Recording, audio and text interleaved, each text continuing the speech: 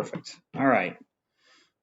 So for those of you that don't know me, I'll do my own introduction because it's really short and sweet. I'm a baseball athletic trainer and I work at Central Michigan University. There's nothing special about me. I just happen to like to share information. So with that in light, Josh Porter had a little bit of an issue today in regards to some work things that he needed to take care of. So we're going to kind of fly off the cuff here with a presentation that I've actually been putting together for our staff. So athlete self-reported measures or wellness questionnaires is something that I started looking into a few years back because of a colleague. And I'll urge everybody that's in this room to feel free to poke questions, find holes, or just rip this thing apart because there's no reason in doing it if you're not going to try and do it and make it better. And that's kind of why I'm posing this presentation, not only to you guys, but to my staff here at CMU to try and make it better and improve and get more out of it. So as I said, one of my prior colleagues at a different institution utilized this quite a bit, and he was way more into it than I am. I'm going to go over some of the nuances in the research that I've read, as well as just kind of outline how I do it.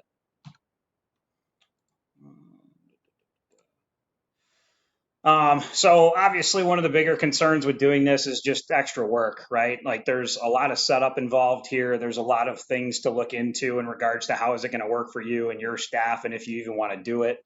And what is it for that matter? I mean, it's basically just a set of questionnaires that's utilized to try and gauge a handful of metrics, pending which ones you want to use, to track over time on your athletes, right? Like the same thing we would do in regards to tracking an athlete who's coming in for rehab every day, whether you're asking them where they're at on the pain scale, if that's your thing, or gauging certain measurements that you're using on a daily basis to just track progress, right? So we can do the same thing with relative metrics. And some of the best metrics that are kind of used out there, at least in research, are fatigue, recovery, and there's a handful that we'll go through over some of the next slides. This is obviously not as popular here in the United States, in my opinion, as it is overseas, because that's where a lot of the research is coming from. Most notably, New Zealand and Australia. They use it pretty regularly, obviously as a cost-saving measure, but an effective way to track fatigue, recovery, and a handful of other things as well. There's a good link between internal and external stressors in these subjective measures, as well as muscle damage biomarkers based on the research, which I'll have references in here later. So some considerations, obviously what questions you should be asking is a huge thing because you don't want to bother asking something that doesn't really matter. I know something that I've talked about with other coaches from the sport aspect of things is a lot of coaches want to know arm health, and I'm not a big fan of asking just arm health because I feel like it's a whole body picture, and I think a lot of us can get on board with that. You don't want to simplify it too much to a point where you're missing out on things because of asking the wrong stuff. The questions need to be simply stated, obviously short and concise. Our athletes don't like to read as is, so why would you want to make it worse on them? Questions need to be easily defined. There's no room for assumptions or misinterpretation, in my opinion, which I think goes along with everything we do. The number of questions should be relatively limited. You don't want to go too far above and beyond 3 to 7 questions is what the literature is kind of pointing at. Technology should be familiar with the athlete. And obviously, the easier you or the more technology you use or the easier technology you use, the easier it's going to be on you in the long run in regards to compiling the information or what you're going to do with it.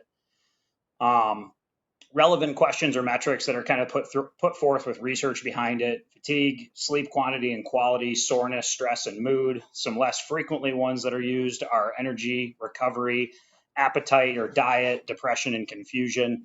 And obviously, to get the most out of everything, you want to try and utilize this daily if you can. I will say compliance is probably one of the biggest concerns from any staff.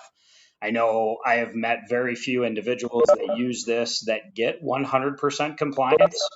In fact, maybe only one, and still kind of hit or miss, but that's because the coaching staff requires it daily after their practices and lifting sessions.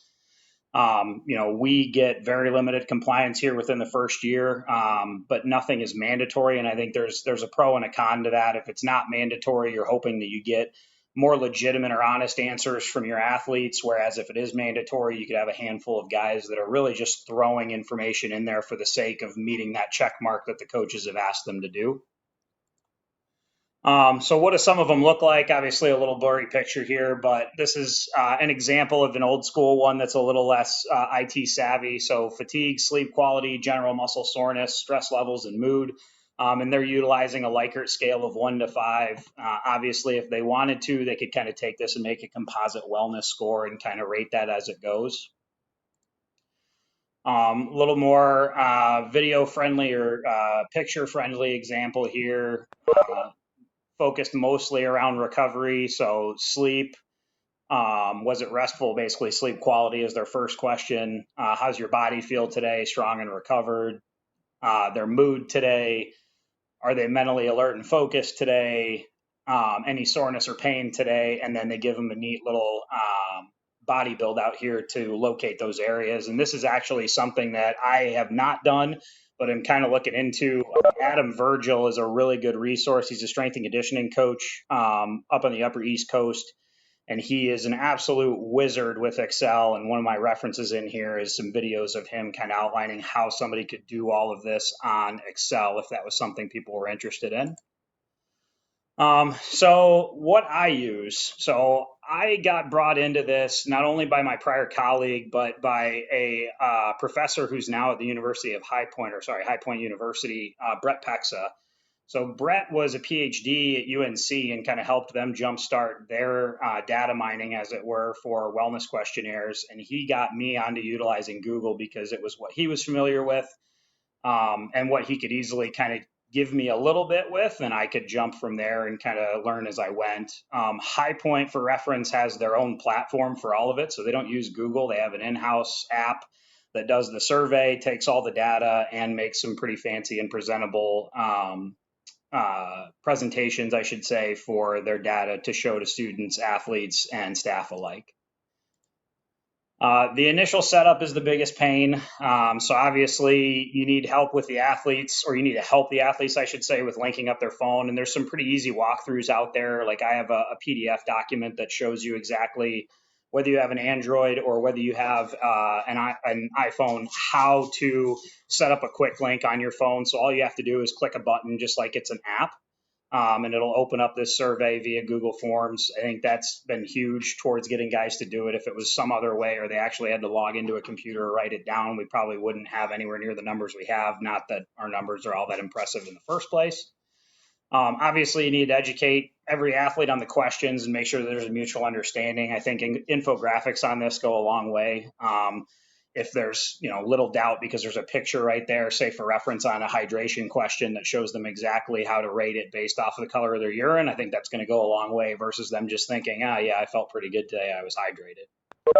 And then you need to express the why, just like everything else we do, right? Like you're not giving a kid an exercise without expressing the why. Why should you give them extra work to do when they're probably already upset with how much work they have to do, without explaining where the benefit is or what they can do with it, or what we can do with it for that matter. So like I said, the setup is really the biggest piece here. So formatting and just how you present that data, nobody likes looking at a giant wall of numbers. And if you do, you probably don't belong in athletic training. You probably should go over and get a degree in statistics. But either way, whether you're using Excel, Data Studio, or some other avenue, it's definitely pretty imperative that you make it presentable and digestible by whatever constituents you're utilizing, strength and conditioning coach, ATs, sport coaches, and student athletes all considered. And some departments even utilize nutrition or sports science for that matter. Other departments actually have the benefit of utilizing an analytics department to mine all this data and information for them, and even tie it into statistics in regards to performance, which I think is really cool and something that I'm going to look into going down the road. Then you got to kind of go through and figure out how often you want this data to be reported, right? How often do you want it to go to you and the strength and conditioning coach? Is that the same time frame or different time frame? How about the student athletes? And then how about the sport coaches? So for here, we kind of set up to where the coaches initially wanted to see everything one time a week. They wanted to let the data form up, and after that formed up, they wanted to take a look at it so they could, challenge themselves into changing things for the upcoming weeks. Me and our strength and conditioning coach both wanted it to be every day. Obviously, I wanted to keep track of it for particular things because it's new and make sure that it's running smoothly. Heaven forbid something go wrong on one day and then the coaches get it and there's not correct data or there's things missing when they get it at the end of the week. So this is just kind of the beginning of a walkthrough of what ours looks like here. So the first question, initially when I created this survey, this was an open-ended short answer question that guys could plug in their own name. And lo and behold, when I linked this up with Google Data Studio, which didn't happen for a couple months after I started this, it was the biggest pain in my ass imaginable because guys would randomly put in spaces, or this guy wants an acronym, or that guy wants his full name, or this guy wants his first name, this guy wants his last name, which you can imagine makes trying to pull the data an absolute nightmare. So I changed that pretty quickly to a multiple choice question and just logged in the last name for every guy on the roster to make it a lot easier for me just to interpret and move things around. Second question that we utilize is just a soreness scale. It's a 5-point Likert scale. I chose 5 points primarily because that's an established number that the coaching staff used in the past for arm health. I did add in a location of soreness, which I found useful just because if some spots are popping up on a regular basis, I'd much rather know those spots if they're consistent versus a guy constantly reporting a 5-1 or what have you. And that came in handy, which I'll kind of allude to later on. Stress levels, next question, very similar to the soreness. I kind of want to know where the stressor is, right? If a kid had a death in the family but doesn't want to come talk to you about it, if the kid's failing a class or just broke up with his girlfriend and doesn't want to talk to you about it, or boyfriend and doesn't want to talk to you about it. Some of them are more willing to put it in this non-face-to-face questionnaire due to the fact that some of them just really don't know how to talk face-to-face anymore because they're stuck in their phones. So I think that this question by itself actually did a lot to help me over the course of the last semester and a half. Next, of course, hydration status, utilizing the chart above. After that, how many hours of sleep? This obviously is on a 10-point scale, and for anybody that was above 10 hours, which happens pretty rarely in my experience, just they were instructed to put 10, and then their quality of sleep for the night back on a 5-point scale.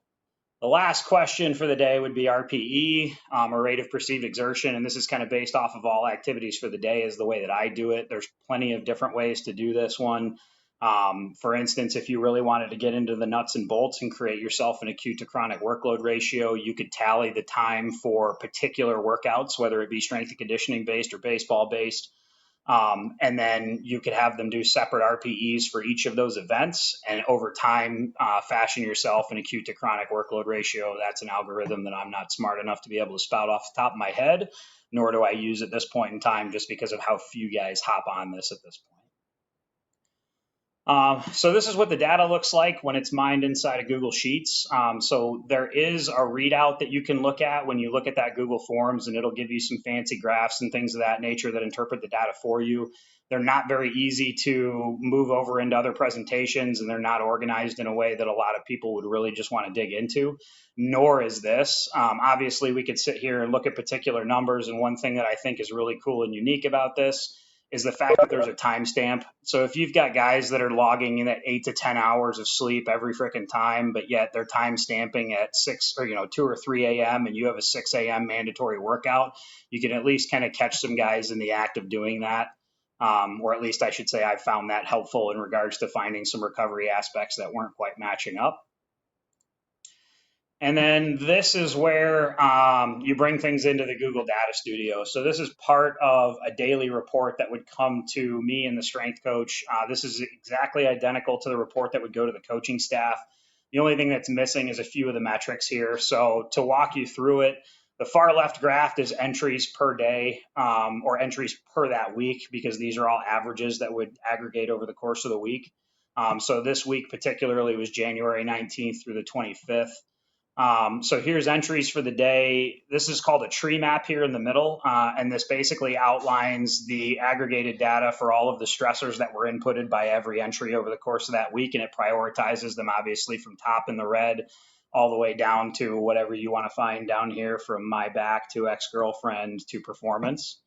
The gauges here, which we're missing a handful of because there's a second page that I didn't bother to put on here, are aggregate averages for the entire week for every entry. And then this up here on the top right, this table is actually just an example because it's broken down by month and day.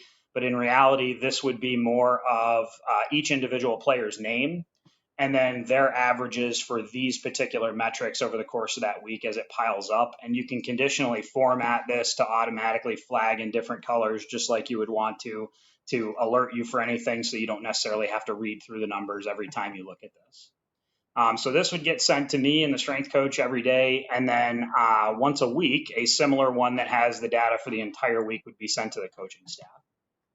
The nice part about Google Data Studio is it also can preset, so you can send this automatically without having to jump on and do it yourself. So you can put in the emails and timestamp it for when you want to send it, exact time on what day. The next report here, and there's a handful of these. So this is kind of like a player profile or index for the entire year. And ideally, I would probably do these. And again, this is my first year of doing this, so it's a little touch and go and learn as we go. But this is probably ideal to do at the end of the fall and the end of the season just to show guys and get them to buy in more. So number of entries out of the total, and this is one of our lower end guys outside of the ones that didn't bother doing it at all. But this individual did 27 entries out of 197. Top table basically breaks down what his sleep looked like broken out over the course of all of his entries. On the far right over here, we've got his personal averages built out over the course of this entire time frame, which starts August 29th and ends March 13th, RIP. And then the team averages and how he stacks up against those team averages. Ideally a cute little picture here with position, height, weight, and eventually I think it would be pretty neat to be able to add changes in strength and conditioning metrics or my screening metrics into this as we go down the road. And then lastly down here, just two little line time graphs for all four primary metrics in regards to how they look over the course of the spring semester and how they look over the fall semester. Obviously, this guy was really on point over the fall and then decided to actually find a point during the spring. Next individual, you can kind of see what it looks like when you get to aggregate a little more data. So this guy did a little under double what the last guy did, and just a lot more information in regards to at least these two graphs to kind of work off of and hopefully feed him to want to do this a little more so he can see some more trends. Obviously, depending on whether the individual is truthful or not in what they're putting through, you never know what you're going to get, whether it's a flat line, straight line, peaks or valleys. The peaks and the valleys obviously are going to be the things we want to pay attention to in regards to when we want to go talk to an athlete about some things. 72 entries out of 197, so just a little bit more data. And then this guy here was actually the individual that put through the most entries over the course of the entire year, which was pretty good at 148 over 97. If you think it, a lot of that includes some downtime from not being around coaches, downtime in between semesters, which I think is probably one of the more impactful time frames that we can use this, because that's when our athletes are away from us for the most part, and being able to quote unquote track them to some way is pretty beneficial in my eyes. And then lastly, just kind of a team report kind of going over the data for the entirety. So total over the time frame that I tracked, we had a potential for 75-20 entries if you consider our roster changes from the fall to the spring. Over 197 days, we met a whopping 1,472, so that tells you how compliant we really were. But even with just that limited number, it still gave me what I would consider to be about 100 encounters. And what I consider an encounter is something that happened where I had to go chit chat with a guy or educate them on something because of things or trends that I was seeing or things that they were willing to disclose on the questionnaire that maybe they wouldn't have taken the time to talk with me about otherwise. So obviously that's a case by case basis, but some of the things that I set as, outliers in regards to when I would do this: repeated areas of soreness for 3 consecutive days in the same week, repeated stressors for 3 consecutive days in the same week, a reoccurrence of either of those things later on down as after they concluded or resolved. Stressors warranting any mental health concern is a no-brainer to go check up on, in my opinion. And any sleep reduction for 3 consecutive days in the same week kind of goes along the same lines. Ideally, next year, I'd like to hit at least 25% of the total days that we're tracking this for. That's a a wish in my opinion, but you never know. And that's kind of all I have for right now. Like I said, I want to add some metrics in there in regards to performance, which I think would be interesting to see how that falls along some of those data sets, as well as kind of adding in some things from the strength and conditioning side, my screening side. But based on that, anybody have any questions or critiques, or pick it apart, peeps?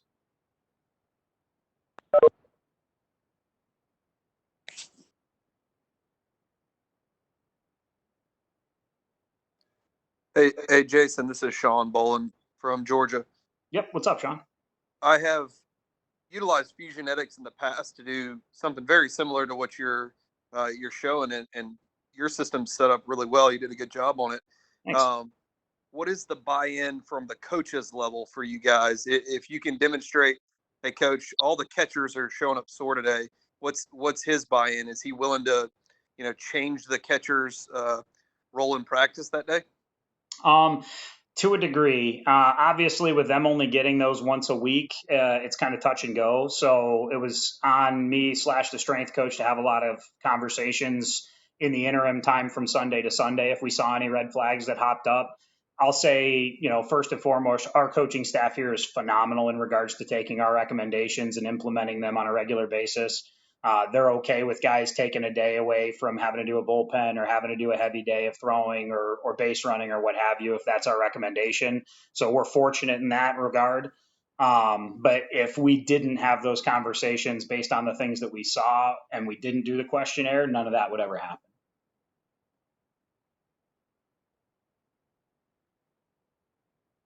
Don't all jump at once. We had a compliance issue as well, and our head coach was vigilant in kind of sending out reminders to the guys on top of the strength coach and I. We did this for 2 seasons, and compliance was the number one issue. And we tried to make it very clear. Our coach was the same as kind of yours. Is if we could demonstrate groups of guys were having issues, he was willing to change the whole practice. And so we kind of tried to present it to the players. Hey, if you'll do this, we'll help you. And the compliance was still terrible. Yeah, and that's kind of how we format it as well, educate them to the point where it's like, okay, hey, we're using this, we're getting something out of it. You guys could be getting more out of it as well based off A, B, and C, whether it be, fluctuations in practice or changes in the lifting programming to a degree. It's not like we're giving guys a day off because of what we're seeing on here, but we're definitely going to accommodate their workload appropriately. I think that the end of season slash end of semester type readout on the data should theoretically buy some more guys into it. Now that being said, there's a good chance. I mean, I did a whopping 22 out of the 36 guys that we have, if you include the one guy who's not technically on roster because of injury this year. That's a decent amount, but it's nowhere near what I would like it to be. So getting those other guys to see some of that team data versus being able to see their individuals because of not mining out anybody with 20 or under entries is big in my opinion. And then just emphasizing to guys that if they don't track things, do they really know how they're learning or how they're educating themselves on what happens on a daily basis or how they're going to improve from it. For instance, like I've had guys who are on limited capacity workloads because of injuries, and I think it's a great tool for them to sit there and look at and track things as they go through the course of that injury towards their return. It just makes it right there in front of them versus me asking them and then putting it in my soap notes every day. Does anybody else out there that's currently on the call utilize this stuff right now? Oh, yeah, I guess I could probably look at the chat too since I don't have that up. I'll leave this one up here while I look at that chat and kind of go through this.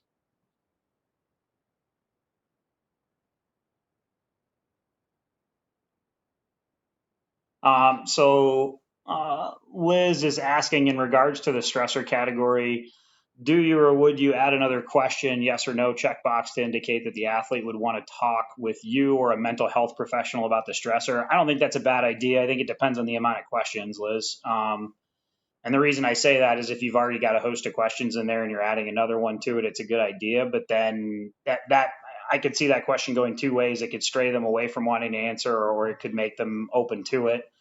And sometimes I find that personal note of actually just kind of finding them in a one-on-one setting, or, our coaches are okay with us approaching them at particular times of practice to ask things to help out with some stuff like that. So, but I think it all depends on your individual situation. Joel, would you be willing to share what your 5 questions are?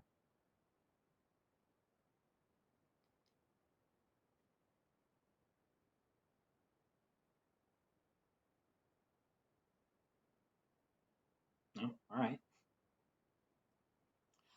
Anybody else have any questions? Jason, this is Allison at Duluth. Are you guys doing this with just baseball, or are you doing it campus wide or athletics wide with other Um, teams as yeah, no, well? that's a really good question. We are not doing it campus wide. Oh, you're good, Joel. No problems. We're not doing it campus wide. I'm the only sports med staff doing it. There is our strength and conditioning staff just turned over 2 individuals in the last couple of months, and one of the guys that came in, I can't remember if he was at Elon before. I want to say it was Elon, and he utilized something similar there, which he's now doing with our softball program.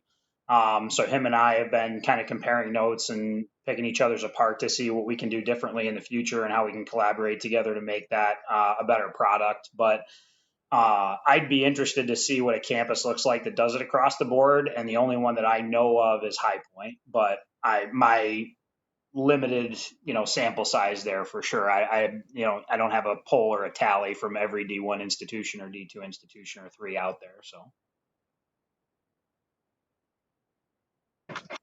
Gotcha. We utilize Viviture for our EMR, and they're coming out with a platform in there where you can do surveys. And we're trying to put together some COVID stuff for questionnaires when everybody starts coming back. And so we were kind of looking into some of this already. And I guess I was just interested at system wide data collection instead of just team based. So no, thanks. I think that's a great idea, and that's good to know because we use Viviture here.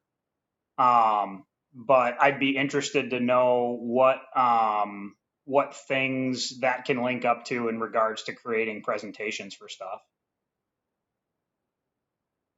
Yeah, I'm not the one in control of the visitor platform, so I'm not really sure how it all links up, but it's something that has been on my mind about discussing other with the athletic trainers that are. Yeah, I mean, I think using Google Forms is a great tool. I think obviously it's a double-edged sword when it comes to HIPAA and FERPA compliance, right? Like if you're asking particular things over there, it's being put on a database that isn't necessarily HIPAA secured pending your university's regulations. Theoretically, some of that information can be considered FERPA as well. Does a waiver get you out of that? Maybe. Kind of depends again on your individual institution's stance on some of those things from a legality standpoint. Abby, did you notice a difference in compliance between the fall and spring semesters? If so, why do you think that is? Good question. 100% did.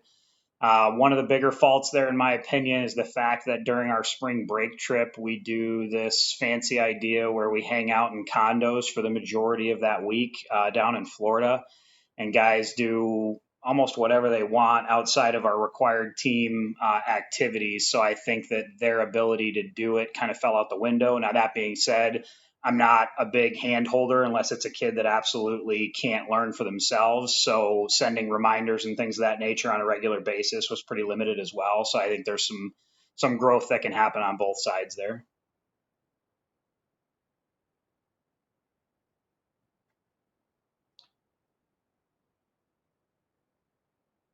Anybody else?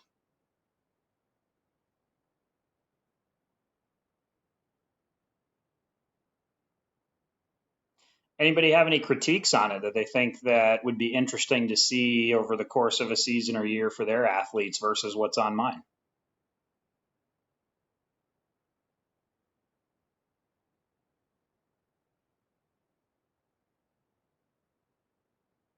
All right.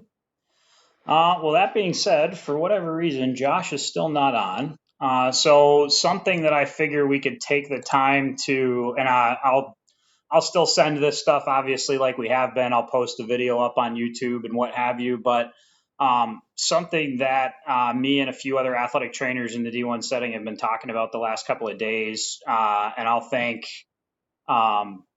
particularly Davey over at Oregon State for this, but apparently there is a tournament that is going to happen for college guys over in Texas. And I'm curious to hear, is anybody dealing with any kids who are jumping or has been invited to this 100-person tournament? And what are some things that maybe your coaches are doing or you guys are doing to urge them maybe in the right direction would be the term I would use?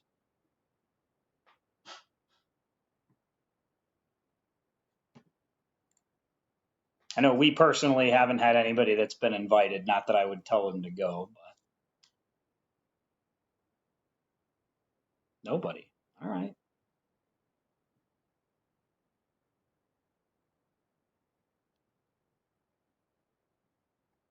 Well, that unfortunately then, and I apologize for that for this week, guys and gals. The fact that this has been a little. Um,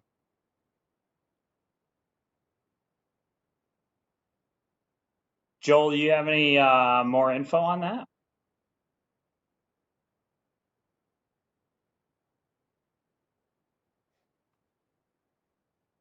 Joel was saying an update that summer ball is a mess with people and placements. Yeah, I can't imagine most teams aren't going to follow suit with the Cape, especially if they're a summer league that's driven off of ticket sales and concessions. If there's nobody allowed to go. And again, that's my personal thoughts. I know there's already been a fair amount of changes for mid-major conferences as far as next season goes, which is obviously a long way out, but most of those things are cost-saving measures. Like I know, for instance, the MAC is currently toying with the idea that 3 games have to be played in the course of 2 days over a weekend, and they have to be consecutive days. So there's no more going down on Thursday and staying till Sunday for your games. You're playing 1 on Friday, 2 on Saturday. And again, some of this stuff has to be agreed upon by coaches at this point, but that's what ADs have kind of pushed forward. I know the majority at this point, and things may change, the majority of conference tournaments in the MAC are canceled for next year, with the exception of basketballs, football, and volleyball. So I wouldn't be surprised if some other places make or some other conferences make those things happen as well, just from a cost saving standpoint, but just my thoughts.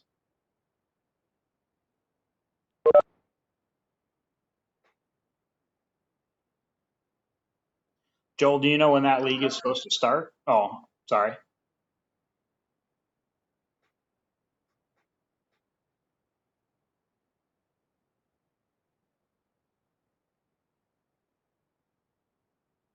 June or July 1. Good grief. Hopefully July. All right. Anybody else have anything to bring to the party? Yeah, I actually, sorry, I was reading some text from my coach actually, but we have one, as of now, one guy going to that tournament. So, um, yeah, I guess we can't, from the department standpoint, it's really hard to, say you can't go. But, when I met with the team the other day, I was just obviously, making sure that they keep us updated on the health changes, and, just giving them some, advice as far as, you know, keeping safe, and you can't really social distance uh, on a team. So we're just gonna have to monitor that guy pretty close. Yeah, I mean, the weird part to me is they have a lot of interesting regulations for that tournament in regards to what they're going to do testing wise, what they're going to do show up wise. They're showing up the Monday beforehand and doing drill work and workouts, quote unquote, before they break them all up into teams. But the only regulation that they list for media is that they're going to come through a different entrance. So there's no testing for the media. There's no, you can't be too close to the media. Who knows how close the media can get to the players or interview the players or what have you. Nobody knows about fans at this point. Umpires are in the same boat for testing. Coaches are in the same boat for testing. But in reality, you're saying, okay, we've got 100 players alone. that are going to be invited and coming from God knows where, because the articles that are released claim that they're not all coming from local Texas. So you're bringing them all there with the anticipation that they're healthy to test them there. So you've already exposed all of them to whoever comes and doesn't test healthy. I think it's, yeah, I don't know. I think it's a huge liability, and I'm, you know, obviously your players are your players, but I'm glad that none of mine have been invited yet. So.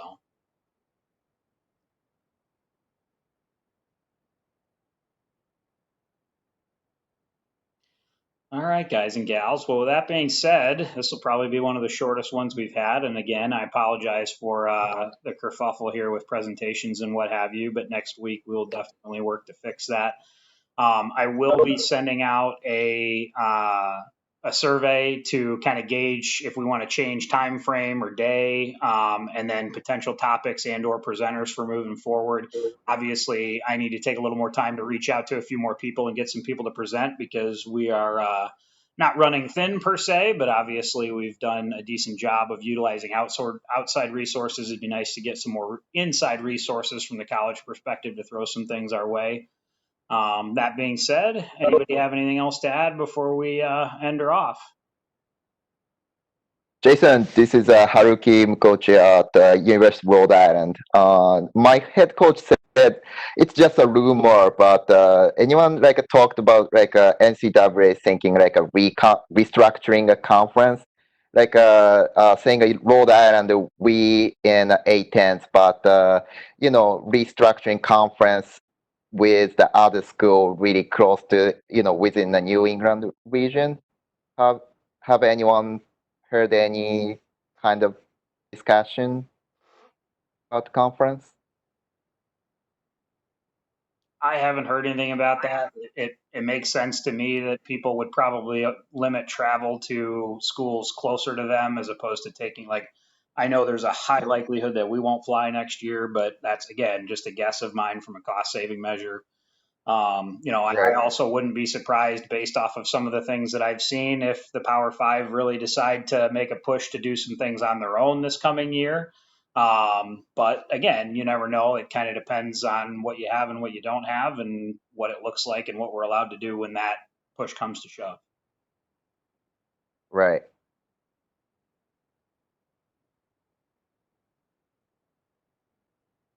Thank you. Yeah, that's just on my mind. I think the legal implications of changing conferences on a whim like that would be way too hard to do in a short time frame with the amount of contracts and money, even though things aren't being played right now. It seems like something that would be too hard to accomplish right now. But anything else anybody wants to add? Yeah, I mean, this is, something interesting that I watched a webinar, I think it was a week and a half ago, and they're just talking about sports specifically, but, obviously we don't know what it's going to look like come fall, or spring, but just things to think about as far as like, someone mentioned a screening process for the visiting team, which is something that I honestly didn't think about. And then just kind of preparing for, what you're going to do if you're traveling and you have a student athlete that starts showing symptoms. And, as a host school, what's going to be the policy if, or procedure if someone from the visiting team starts showing symptoms the night before, and just making sure all that is, you have a plan and everything's managed before you actually start the season. Yeah, I don't disagree with that at all, Obi. I think that, a lot of schools, ours included, are going through the what ifs right now of the fall. And, I hate to think about things that far out, but I don't disagree with you. Like, you have to, right? I mean, if there's a resurgence, that's definitely going to be on all of our minds come the spring, or, if games are changed or times are changed or schedules are changed. And the only lucky part about all this scenario, in my opinion, is the fact that we're kind of at the whim of everybody else in our profession. So at least we're used to rolling with the punches. So it's a little more second nature for us than it is for everybody else right now. But it'll certainly be an interesting season. Not that last one wasn't.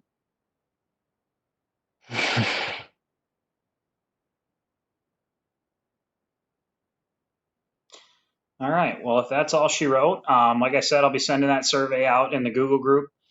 So please feel free to hop on that. I know the last couple times we did it, we didn't have a whole lot of people chime in. I see 45 of us in here now, so hopefully we can get at least 45 responses. And let's keep this thing going so we can all learn until God knows when. So I'll talk at you guys later. Have a good week.